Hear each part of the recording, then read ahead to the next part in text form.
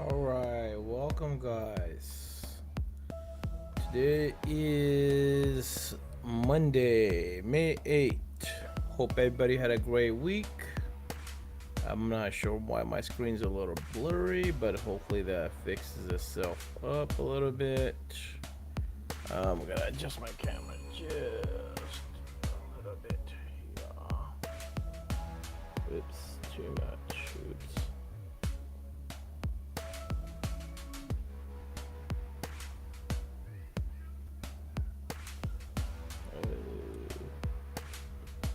That's not how it's supposed to be.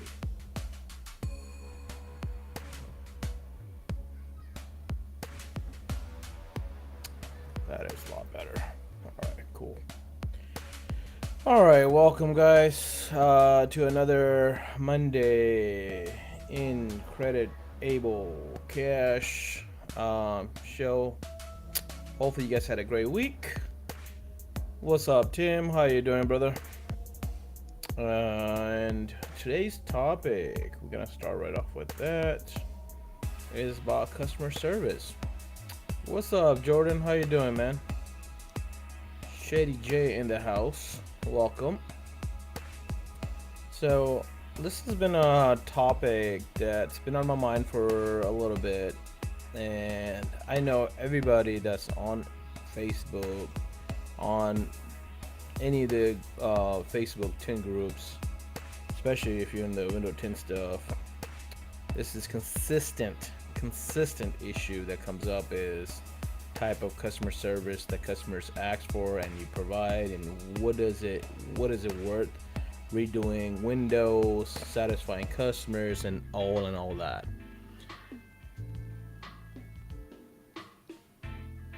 I like this topic. Hey, this is like I said, Jordan. It was on my mind, and I've been debating whether to discuss this or not. And I finally looked at it. I was like, hey, listen, this also kind of falls into the financial side of it. Is what is customer service really worth? Um, you know, as a financial situation, as a business standpoint. Hey, Miriam's in the house. How you doing, Marion? I deal with a lot of customers daily and would like to hear everyone's view on it. Hey, I do too, exactly. And I have my opinions on it. I have a business standpoint as well as some of the financial point of view. But everybody has their opinion and comments on this. This is a platform where you can now, if you want to discuss it, if anybody wants to jump on here and discuss it, either on the live with me and talk, you're more than welcome to jump on. I'll throw a link up here real quick for you guys to join on if you want to. If you want to just use the comments, use the comments. Whatever works for you guys, let me know. Um, but I think this is a very interesting, um, you know, situations and shows that a lot of people don't cover on this topic. I think we should cover this, and the more we talk about it, the better we get at it, the more we learn from it, and hopefully, we make a better business event out of this or business decision out of this. I'm sorry, I'm kind of lost. I'm trying to do two things here, and I should just focus on one. Multitasking, I guess, sometimes isn't always the greatest. All right, give me 1 second here. I was trying to share the link. There we go. Okay, so where's the live? There's the live. Okay, now I can go in the comments. All right, so there's the link for there. I'll also put in here.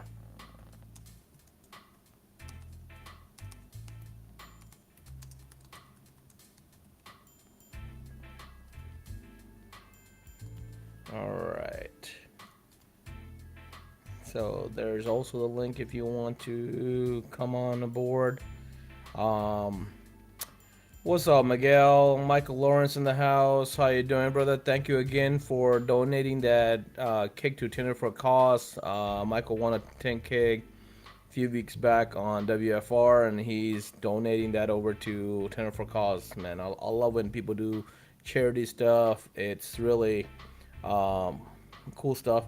In fact, I had Jason make these shirts for us, and I got Dean's approval, and I'm now donating.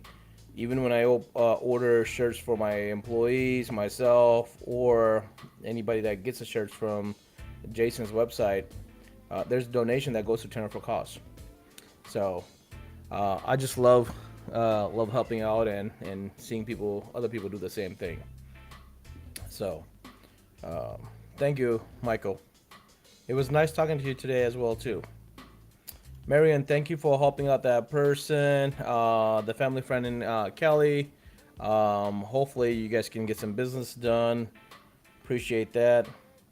Another grateful thing to have is when you know people and, and they can get things done. So, um, story behind that was somebody was looking for some film and they couldn't get in touch with somebody, so sent them to Marion's way, and Marion got in touch with them, and hopefully they got something going on. Hope people bid high of those hats I got coming down there for WFR. Man, there's a lot of stuff going on. You know, we were just chatting about this on our private group on the other side, where Mike Watson's actually hosting a lot of the stuff and holding it until the reunion. He's literally now got an office dedicated to the WFR reunion for anybody sending him small items to hose off. So that tent keg, the fusion tools, that's all going in his. I guess it's now the WFR reunion office. Mike Watson, if you're watching, brother, thank you so much. You've done so much. You are an awesome person, bro. Uh, that's funny. Um, so, I'm just laughing on Marion's comment. All right, guys. So, let's get to the point today. So today's conversation is customer service. Okay, so first and foremost, what is customer service? You know, how do you look at that? So there's different definitions for different people. You know, customer service is all going to be depending on what you want to provide as your customer service. How is your attitude? How is your business set up? And at what level you want to go to. So we all see this on the tenant groups all over. Is that a lot of customers like, hey man, this customer came in and they complained about this. Hey man, this tin job went bad, and they want me to do this, you know, and I'm having to go out of my way to do this, blah blah blah. You know, it all just comes down to what is customer service for you. So for some people, customer service is that, hey, my customer service is I'm here. This is my opening time. You come in, you pay me money, I do the job, and that's it. That's my customer service. I answered your, I'm here for you. I'm here to do the service, do the job, and that's it. You know, for some others, customer service is going a little bit beyond, making sure they have a good communication with their customers, making sure that their customers are satisfied, make sure that, you know, they encourage their customers to do reviews. So the other reason why customer service is an issue I brought in is in today's world, if you want your business to succeed, whether you're a business owner or an installer, reviews are a big factor in your business. You know, anytime you want to go get any service, first thing you're doing, you're searching them on Google or Yelp or any of the platforms out there. And majority of the time, you're just looking at a quick glance at what their reviews stand at. Okay, and some of you will go a little bit more in detail and look at some of the reviews and make sure that they're valid reviews, they're real reviews, and you want to spend some money with them. You want to make sure that you're spending it with a legit business, a good business, and that you're going to get the customer service that you're paying for.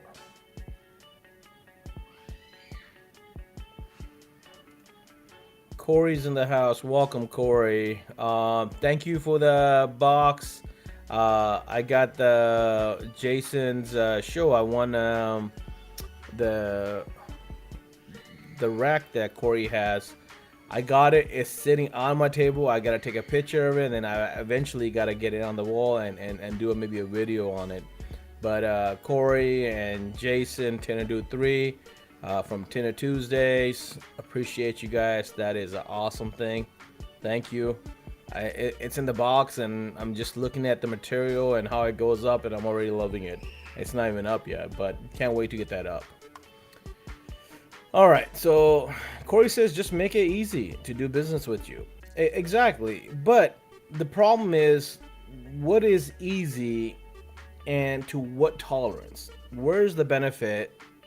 Where do you draw a line, and what amount of service do you provide? Okay, and where does it balance out for you? So those are the few keys that I thought was a good starter point, and we can kind of see where it kind of goes. So I agree with you. Make it easy to do business with you, but again, if you have that really picky customer, how much do you tolerate them? Or if your customer service you're building up, how do you build up good customer service? And what are some of the good customer service ethics and practices that, a lot of business utilize to make themselves, better than the guy down the street? Ultimately, that's what you're trying to do is, if you're in business, you're wanting that business, ultimately you're taking that business away from somebody else, right? Like, and how do you do that? Well, there's always that, hey, I am better at what I do than somebody else. That can take you really far, but if you have a really shitty customer service, it's not going to take you too far. It might be good for a little bit, but in the long run, that's going to hurt you. And especially in today's age, everything's all about reviews, man. I mean, customers don't hesitate to put a bad review up. It's very hard to get good reviews, but bad reviews go on really, really quick. So customer service is, you're having to do a lot more on the customer service end to accommodate what the customers are paying for or getting or need. I don't know, however you want to kind of put it. So that's my understanding on it. So where do you draw the line? Or how much customer service do you provide? What is it? How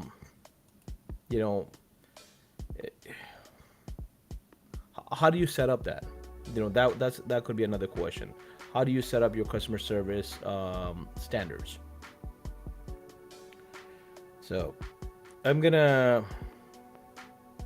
Yeah, Corey. I do already like it, brother. I appreciate. Like I say, appreciate it. I just got it out of the box. It's open, and I'm like drooling over it. Love the red color because it goes with my floor and my sign layout. So black and red. I love that you sent me that over the green. I like green just because I like green, but red and black definitely goes with my theme. So I appreciate that. All right, so I had something here. I'm gonna pull this up. Give me 1 second, guys, while I pull this up for you guys.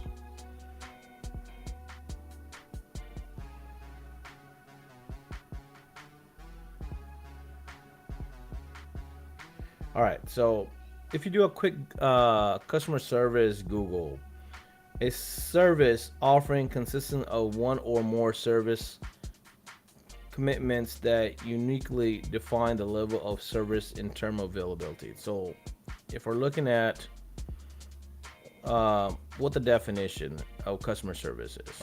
So to me, customer service, and then I'm gonna go from there to on my end what customer service is to me. Billy, what's going on, brother? How you doing? Billy 8 in the house. Now this guy knows all about customer service, man. He's been doing this thing almost as long as I've been alive. Father time of Tint World, right? How you doing, Billy? Hope you're doing good, man. Welcome to the show. So customer service. So let's look at customer service. Like, to what point do you, if you did a full car, and a customer comes back and let's say a month later, okay, it's not within the standard time. Let's say it's like a month and a half, 2 months later. Says, hey, listen, one of the windows is messing up, or I just don't like it. Do you just go ahead and do you redo it right there and then? Do you look at the window and you pick at it and say, hey, listen, it's not really our fault. Um, you know, we're not gonna do this, or this is how much the charge is. Now there's some companies that's already putting that into their warranties, like, hey, we will redo a window for you at one time, no charge. There's people that sell extra warranty coverage just for that, but that's not customer service. That's extra advantages or services that you're selling. I'm talking about customer service as you providing customer service as your business ethics or standards. Where do you put yourself aside from your competition? To me, making it easiest to do business with me is anything I can do that will make it easier for the customers to get it done. If they need a ride back to work, I'm down to give them one. I'll shut the doors and run them back as long as I can responsibly accommodate the request. I will. Bro, that is a lot. I don't know. See, this is what I love having a communication about this, is that how much to me that's a little extra. That is great customer service. That is a little extra, but that is great customer service. So if you're an individual and you have that at an individual level, yes, that's cool. But what about if you're at a business standpoint? You actually have employees and you have a business. How do you accommodate the cost coverage for that? So let's just look at Corey's comment on it. Corey said he's willing to shut his business down to go get somebody a ride if they need a ride back to work. So let's say the guy lives 5 miles down the street or 5 miles away, which on average means that even if you're going and coming back, you're 15 minutes. Okay. Well, but if they're 10 minutes away, depending on where you're at, that 10 miles could be 25 to 30 minutes or more. What do you accommodate, and where's that standard? You look at that's going to put you yes, it's going to put you above, but where is it going to cost you? What about when you give a person a ride that's just a few miles up the street? Even going a few miles, most times it's going to cost you 10 minutes to go up and back, right? Is it worth you closing your shutter down, potentially losing business that could be right there because you had to go run down and give somebody a ride? Is that something you are willing to do? A lot of you guys are willing to do that. So in my business, I have seven guys that work for us.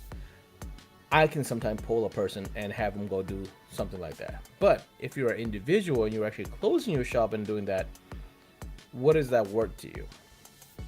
How much are you charging your service to be able to do that? Are you adding that into your service? Are you adding that cost for that? Or are you doing that at once in a while? So now we got some comments popping up. When a problem arises is when it counts. For sure. It is extra, but it sets me apart from my competitors. I have employees too, but if it's just me, right, reasonable. So anything that takes me more than 30 minutes, I can't do. Customer service should not cost.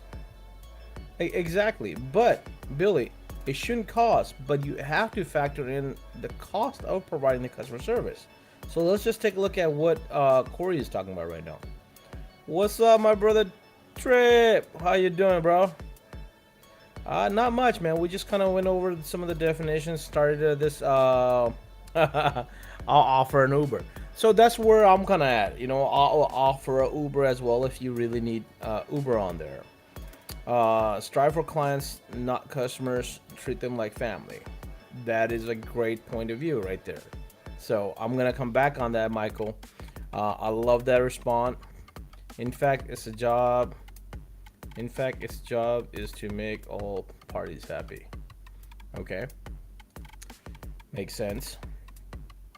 Killing copperhead snakes outside. What the hell you doing, man? Bringing the country in here. All right. So, um, Corey, I really want to attack this right here. Uh, and when I say attack, I want to kind of digest this and I want to kind of break it down. So 30 minutes. Yes, you say you got employees, but employees aside, how many of you guys in here willing to provide a 30-minute ride where you actually will have to close your business to go do that? Let's see. We got 10 people in here. How many of you guys are willing to do that? And do you factor that into your thing? Is that once in a while? Or is that something that you will offer regularly? Overall service is... Okay, I'm sorry. I'm going to read this again. Overall service, it is within budget. Most paint stores have 100 to waste on anything. It's in the budget. I'm not sure I quite understand that one. Maybe I try to make them understand to drop off and have a ride. If not, I'll try to accommodate whatever that needs it. Okay. Marco says no. Marco, elaborate, please. Potential clients missed. All right, COS. Corey says, and it's definitely not a daily occurrence. I don't offer to every single customer, but if somebody needs it, I'm down. I will give a ride if at lunch or for large ticket items. PPF, ceramic coating, driving, cost. Right. Guys, are you Uber or tinting their vehicles? Windows. Exactly, Marco. I love that we got Marco in here. So, Marco has a lot more experience than a lot of people out there with being at different shops and getting to know a lot of different people's setup and all that, just because what his job entitles and him just visiting a lot of people. So I agree with you. Are you Uber? Are you setting Uber? Now, Trip brought this very good point, is that if you're doing PPF, it's a large ticket. Yeah, I'm going to do more for it. So that's why I want to say, like, hey, where the benefits and what the cost of customer service comes down to is that if somebody's coming down and they want that basic dyed film or your entry level film, and let's say on average you're charging $200 for a standard car, with most rates are around $200 on a standard car. Are you willing to, at that $200, let's say it's a first time customer, are you willing to close down your shutters for 30 minutes to go give them a ride when they come in to get that $200 job? So, is it worth you to do that? And like Billy says, if you're closing your shutters down, you have a potential of losing clients that could be coming in at that time. Or let's say you are a business owner and you have multiple employees. Having one installer away for 30 minutes. Okay, what about the fuel cost of it? Do you have a company car that you're going to use this for? You're going to use your employee's car. Are you going to accommodate the employee for dropping off that customer?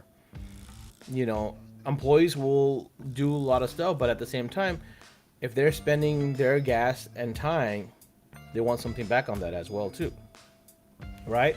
So like this is I love this debate. I love this conversation coming up. I love seeing that a lot of people have different point of views on it, but this is where it comes down to. You make money tenting, exactly. So if you're giving out a ride, is that accommodated in there? Are you putting that cost in there? Even though if it's once in a while, yep, I don't see it as just the one job. Okay, so Corey has a great mindset. He has a business mindset that he's looking at the future. So my thing is similar to that, but at to a certain level, at to a certain, you know, um, cost factor. You know, it's also how you train your customers as well. That's why, like I said, having some standards and some guidelines is really where it kind of comes down to is, yes, you want to treat every customer as not a one-time customer, but a long-term relationship. You know, don't treat your customer as a number or a dollar sign. Treat them as uh, supposedly a long-term relationship, a friend, or something more than customer. And that's why you built that business for the long term. I want the customer's next 10 car. I understand that. But how many, if you are doing a $200 job and you have to shut your door down on a first time customer 30 minutes away, is it worth it? Let's talk about that. My old work had a few runner cars. They would offer the cars to customers if needed. That would be, again, somebody had to put that into the cost, the fuel, uh, car insurance, accidents, all that stuff. Have strong Wi-Fi to have the customers busy on their phones. Extra nice coffee machine, massage chair, and create a nice experience for the customers to enjoy while they wait for their cars. So the problem with that, Marco, is a lot of these guys don't have a waiting area or don't spend the money towards it. Again, it comes down to cost. As clients don't expect a ride home, it would arrange it if I didn't want to wait. The client owns responsibility too. So that's what I mean. At to what point customer service you extend to. So Corey's case is that, hey, I'm building a client. I'm not treating as a one customer because I'm looking for their 10 cars. I am too, but I have a limit on what I'm going to be able to do for you because me providing you a ride is not typically a standard when you come in to get your windows tinted or you come in to get your tires serviced because I offer both services. But my business in Atlanta for the last 16, now going on 17 years is more focused on providing customer service, making sure my customers are happy, going as above as possible I can to my competition to give them the customer service. So if they have a complaint like, hey, my balance is out, come bring it back in. We'll rebalance it, no charge. Okay, I have this sound issue, bring it back in. We'll look at it. I'll spend half an hour. I'll rather spend half an hour on the customer's car or redoing something than spending 30 minutes to go give them a ride. Now, if there is a situation where the customer is about to be cashed out and they don't have the funds and they need a ride to the bank, I will do that. But for me to give them a ride to their home or to their work, unless they prearranged it with me, I'm sorry. That's where I don't think it's as a good business ethic to train these customers into that. And that's where I kind of wanted to have this debate is to what extent do you do this? Because then you're also training these people to have these outrageous expectations of customer service. That's my personal opinion. You may not like that, but that's where it comes down to. Especially where in a busier city, that's less. Now, if you're in a smaller town, more customer service, there's less people, more people are willing to do more. But again, you gotta realize that if you are stepping away or you're having an installer step away, and let's say you're a business owner and you're having an installer away and somebody comes in, now you can't get to that 10 job because until they're back, you have to wait 30 minutes. Now the next customer has to suffer for somebody not having their shit together. I don't know, it might be brutal, but that's where it kind of comes down to is where we're kind of talking into. All right, so I want to go to Corey's. Most rides in my area take me less than 10 minutes. Again, use your judgment. You have a nice waiting area, but not everybody can wait. Most rides I give are back to work.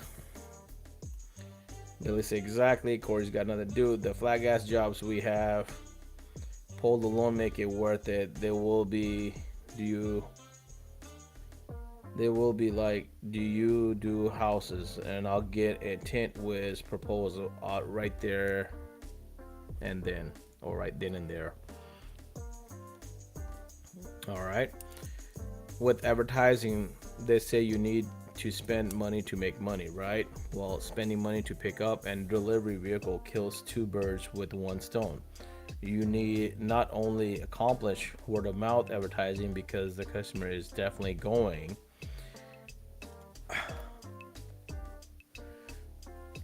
So, I'm on the okay. So customer service. See, this is where I have a client, long time client in the tire side that is a small time business. It's him and his wife. They will actually cater to customers to go pick up their vehicle from their home or their um, business.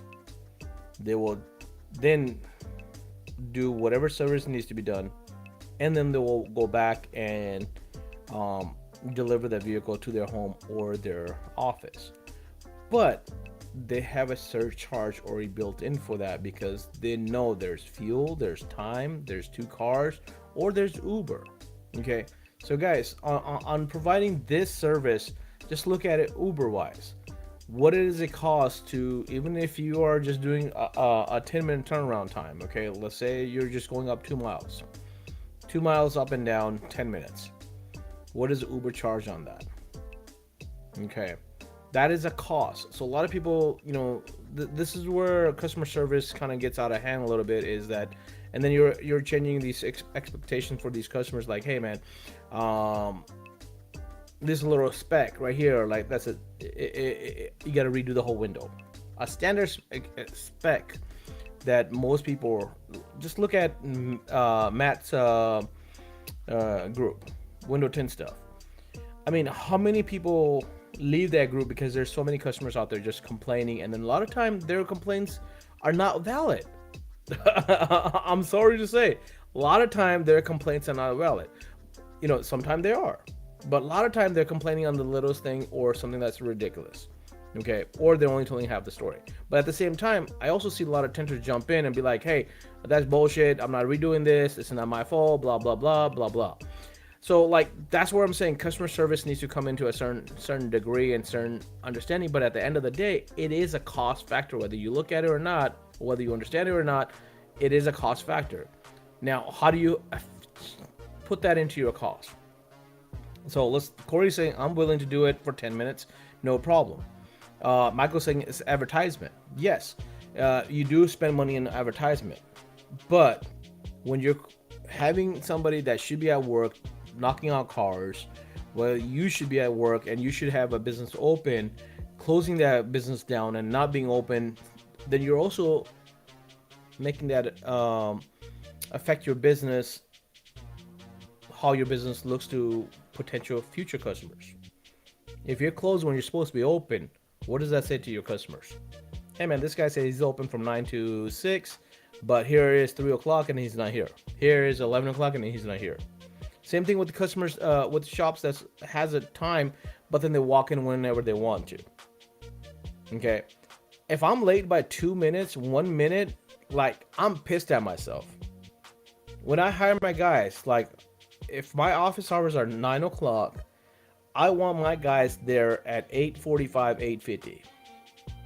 Okay, I literally have this debate with one of my guys that opens up sometime, and he be pulling in right at that time or a couple minutes past it. Hey, traffic.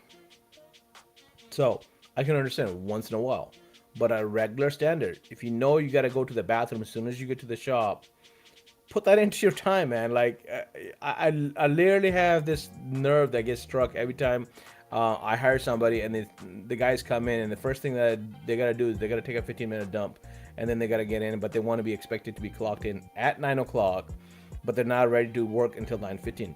Now, I understand if you got to do it once in a while, that's totally understandable. But if your routine is every day that you're going to go straight to the bathroom, you're supposed to be at work at 9 o'clock, and then you're pulling up at work at 8:59 or 9 o'clock or 9:01, and then you're going straight to the bathroom for 15 minutes, but you expect it to be clocked in at 9 o'clock. And then you're going in and you're clocking in, and then you're going to the bathroom. Now it's a whole different respect for somebody that actually does that, but then they go to the bathroom and then they come in and they clock themselves in. I literally had this with a few employees, and it gets to my nerve on that. Like, that is, you're not being considerate of people. Again, there's a lot of a lot of point of views we can do on this, but it's what you set up as a standard. And then, but there is always a cost for whatever you guys do. So whether you look at it as, hey, I'm doing this as a cost for me not doing advertisement, but my word of mouth is getting out that, hey, I'm providing free ride to work if you come get your Windows 10 from me. But then you're starting to build that expectation for that client. So if you're doing that for the first time on the second car, he's probably going to expect you to do the same thing. Now, if you're going to do 10 cars in the course of, let's say, 5 years, because on average, how many cars does a customer bring you on average? We're talking about an average customer. I'm not talking about one guy that has a whole bunch of cars. I'm talking about an average household typically has 2 cars, maybe 3. Average household. How often are they changing their cars out? So how often are they tinting their vehicles? So if you got an average household with the 2 cars typically last on average 5 years. So how often are you seeing this client that you're spending 30 minutes to go drop off? Yes, you're building a long-term relationship with them, but if you're closing your shop or you're having an employee wait for 30 minutes or 20 minutes for something that they should already have pre-done themselves or make arrangements, is that part of customer service? I don't know. I don't have fleet of cars. Welcome, Mike. Hey, well, we were just talking about you earlier. Welcome to the show, Mike. Thank you so much for what you're doing at for WFR Reunion. Like I said, Mike is literally putting an office aside for WFR Reunion, for people that needs to send their stuff for the show. If you are attending that show, that's mostly for vendors and stuff, but for Tender for Cause, like, he's got a 10 going to him, he's got some tools going to him and stuff like that. Should be there 15 minutes early so that the shop is ready to go on time. I'm with you. That is my point of view exactly. We're talking poo right now. I'm sorry, it gets sidetracked. And I know I'm not the only one that deals with that. Okay, if you're a business owner, you know you deal with that. Even if you're not a business owner, you know you have a regular routine, and you need to put that in there somehow. I don't know. 1 hour drive, the coffee and donut working its way through them. Billy may need to take that 15-minute poo right now, man.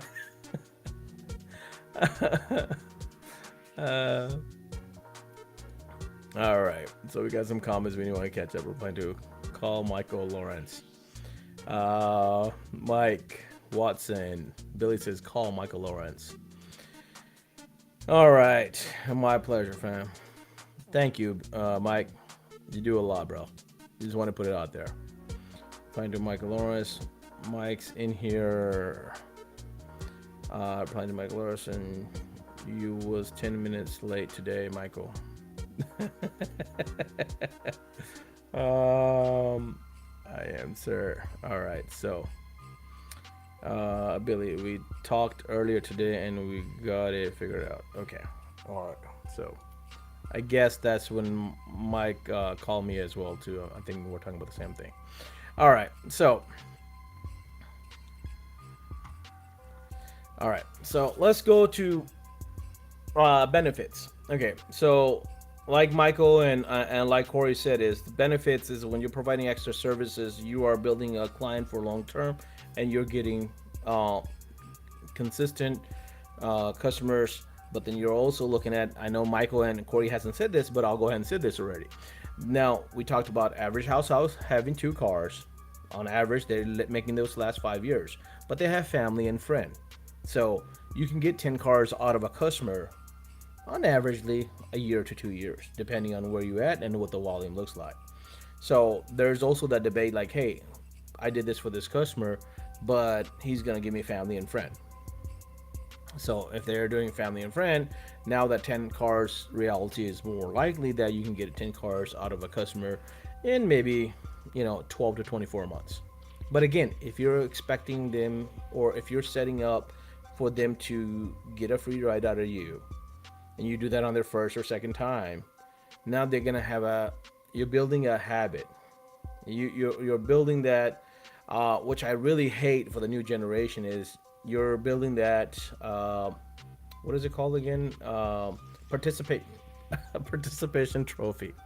You're setting up your customers with really high and really unrealistic um, expectations, customer service.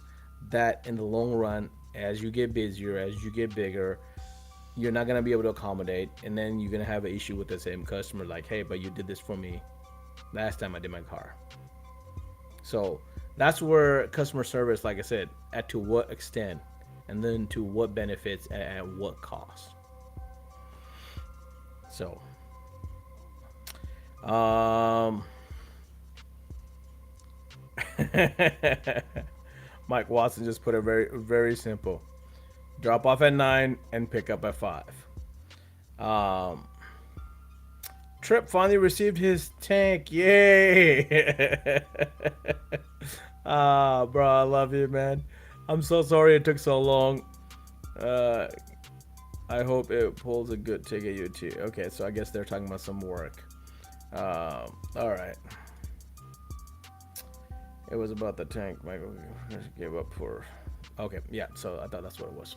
All right. So again, guys, customer service. You guys need to have an understanding on what you want to do, and then this is what I was talking about: is that there's always a cost for it. Now, I'm not expecting every customer to pick it up at 9 o'clock and drop it off at 5. That's preferably what I would like as well too. But a lot of time customers want their cars, or they want to do it in the work time, and you make arrangements and you do something where you can knock out a car faster. So this is where communication with customers come up, and you need to put that communication up front, and you need to build a standard for that. That way, if you have to do something, that it is built into that cost and that services, and then you are setting up your customers for long term. So I don't on a rides. Like I said, if you need to go to the bank real quick, and just because you are having difficulties with your bank card or whatever situation is, I will accommodate you for that. Dropping you off at work or at home or whatever needs to be, I'm sorry, I draw a line on that, unless it's a situation where you communicated beforehand, like, hey man, this is the only car I got, I really want this service, can you accommodate me with this? And if it works within my schedule, or I can put something aside to do that ahead of time, maybe within certain distance. Or I might just say, hey, this is what Uber costs, I'll do it on my account, I'll eat it up, or here's Uber, man. I'll put it into your ticket. Whatever. I don't know. I think there needs to be I think there needs to be the realistic answer to that, is that as a business owner or as an installer, whatever, it costs you to provide certain stuff. Even providing Wi-Fi, providing those beverages, the coffee, it gets refilled, right? Like, it needs to be refilled. I just spent $311 on Sam's Club just yesterday. Providing, getting stuff for the guys in the back, and having some stuff for the waiting areas. So, where's the $311 going to come out of? All right, we got Billy. Don't need it. Take the money and run.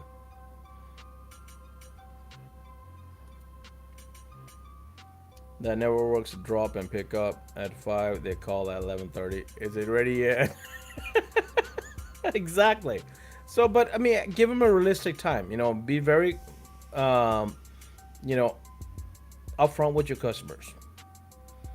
Yeah, exactly. Trip. Anything to get the payment. I mean, once you need that payment, you want to get that. But again, even with that, I'm not expecting I'm not trying to build that into them. So I always remind my customers, like, hey, listen, these are the forms of payments we take in. You want to make sure that you have the necessity to do whatever you need to get that payment done, yes, you're not gonna pay until you pick up. Like my practice is that here's your quotation. Now, if I underquoted it, I'm gonna go out of my way and try to fix that within that quotation, unless it's really crazy. Then I will try to go and talk to a customer and see if they understand. If they don't understand, they still want to do that. Let's say if somebody wants a ceramic job and you quote them a regular job, that's your fault. If they said, "Hey, I want ceramic," and then you're quoting them something wrong, that's a mistake that you fix. That's customer service. Like, hey, you're providing customer service because of whatever, right? If you are having to spend more time on a car than you expected. Let's say you're dealing with those Volkswagens, those Volvos. That's something that you're gonna build in, or that is something that with your experience you're like, hell no, I'm not touching those cars, or hey, I'm putting an extra hour in just in case if I do, you know, run into these things. That's to me, that's what customer service is. My customer service is like, hey, I'm gonna provide you knowledge, I'm gonna provide you upfront details, I'm gonna prepare you for what the transaction needs to be. If you are spending $400 with me, here's are the payment forms, this is what your cost is. When you come in, we'll do a walkthrough on the car, make sure you're happy with the job, and then you make your payment. Now, even at that time, sometimes the cards have issues, that stuff. That's why I'm willing to make the exception and go run out to the bank with you. Well, that also because you need to get your car back and I need to get paid. But that is something that, even at that time, we'll do it if we have to. Again, I try to do that once every 6 months or a year. Man, I'm not even trying to do that once a month, honestly speaking. But that's because we communicate with our customer up front. And that's because we got to know time is money, man. Guys, at the end of the day, time is money. Yes, you can go drop off somebody and potentially have a sale for a flat glass, but come on, like the realistic thing is, um, how many of those jobs are you gonna get? I don't know. All right, let's catch up on some of these comments here. We sometimes offer teachers for us to pick up their cars and then tint them and return before the end of school. Most of the teachers, we do this for our long-term family friends. Yes. So again, that is something that you would make the expectation. You would make that for that because you pre-arrange it with them. I thought new headphones for better call service. Oh, bought new headphones. Hopefully that works, man. Have any of you tried the bone conducting headphones? If you need your hand free, I recommend trying them. It can help you stay safe and hear better while great sound. Definitely got to look into that. I got Beats. I'm okay with the Beats, even though I spent over $100 on those. Our effort to keep, I'm guessing that's cost down for not only you buy the rest of our customers. We do not offer the service, but we will have your car finished as soon as possible while maintaining your highly qualified installation. I mean, yes, you can focus more on installation, but at the same time, customer service in today's age, you have to have customer service there for a certain to compete with some of your competition out there. Having that 5-star review or close to that 5-star review is very important. That is something where it costs you. How do you accommodate that? How do you work on those reviews in our effort to keep costs down? $300 for the bones.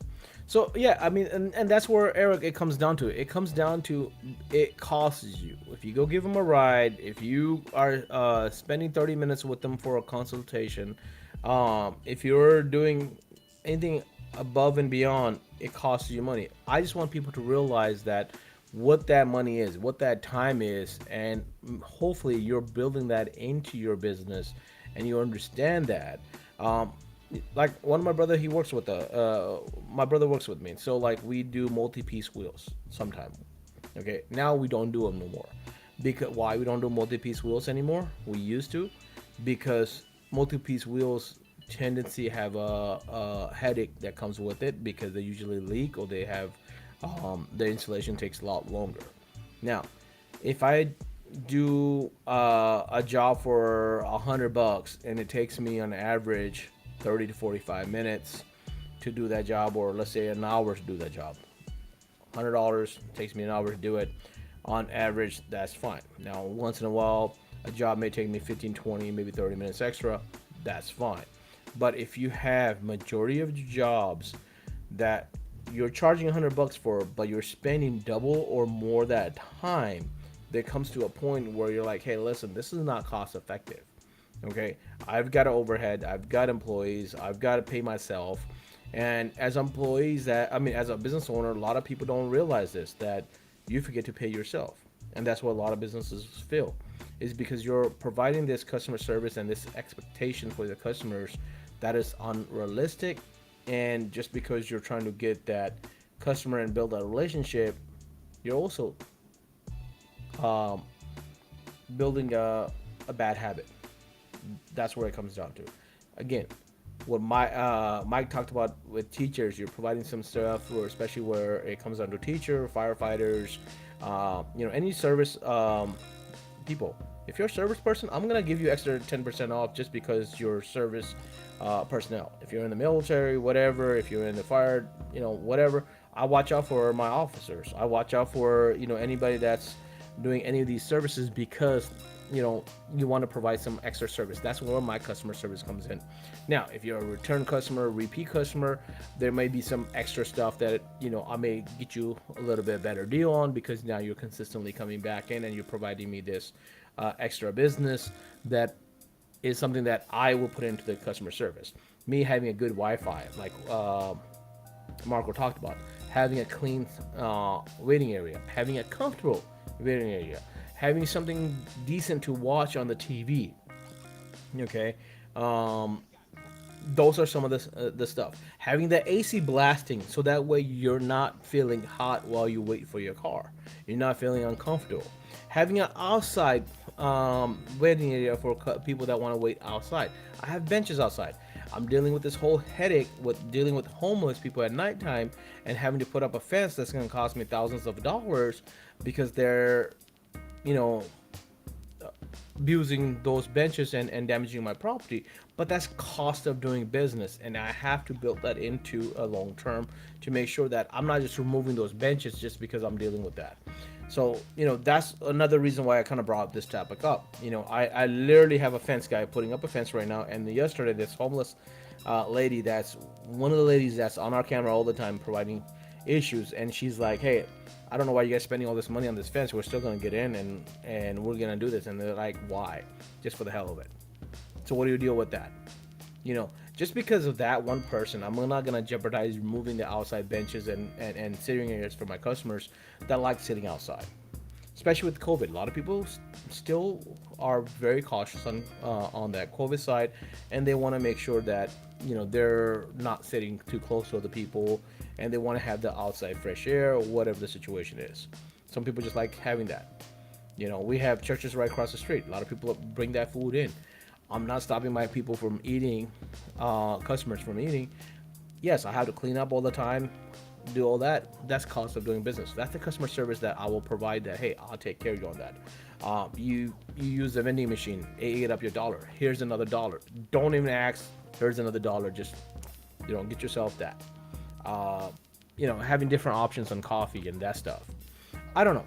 That's where my point of view comes into, is that, like, hey, whatever you guys do, make sure that cost is there for it.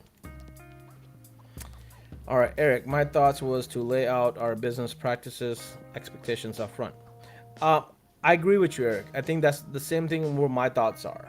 And that's where I want to kind of put that out there, is that, like, listen, guys, customer service, it does cost you to provide customer service, but customer service is also very important these days, especially with Google reviews and other reviews platforms out there. Us trying to get those TinWiz reviews are a key thing as well, because that potentially gets you more customers when you send out that proposal, that you got those reviews there showing that, hey, not you only have one or two or three or five reviews, but now you have multiple reviews that are saying the same things, that, hey, these guys are going up and beyond providing customer service. But what is that up and beyond? I don't believe in giving customers ride to their work or their home, because that should be something that they should be pre-prepared, unless they communicated with me prior and they really need that because they're in a situation.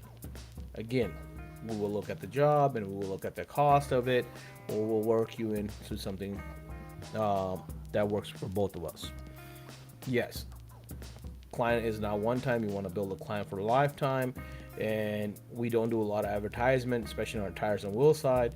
Most of it because we spend years on what Michael and Corey said. You're building a client for long term. You're looking for their continuous business and multiple business, and that has worked very well for us. And we're not putting a lot of stuff into advertising for that. We're saving some funds on that side, but at the same time, I'm still not gonna go give you a ride to your work, because that should be something that you should already have. So I'm gonna weigh out my costs on whatever the service is. Yes, I'm gonna be better than my competition to get that business and continue getting that business, but I need to understand what it costs me to shut down my business. I would never, I won't say never, but I would highly never close down my shutters to go give somebody a ride where I could have another client that needed my services, and because somebody else wasn't prepared, I'm having to lose that client or making my business look bad. That's my opinion on it. Uh, but I think we're kind of drawn out on this topic.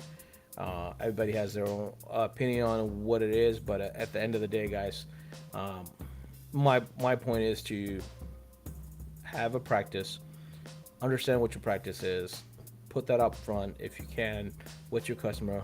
Make sure they understand it, and then still understand that whatever you do, it costs you one way or another, and you need to evaluate that cost.